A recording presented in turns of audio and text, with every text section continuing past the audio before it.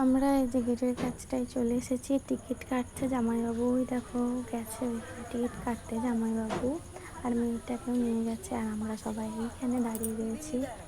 এই যে টিকিট কেটে নিয়ে চলে এসেছে, আর এবার আমরা ভেতরে যাব। তো সবাই মিলে যাচ্ছি, এই যে ভেতরে পৌঁছে গেছি। আর ওইদিকে দেখো কত সুন্দর সব, কি সুন্দর সুন্দর সব করে রেখেছে জিনিসপত্রগুলো।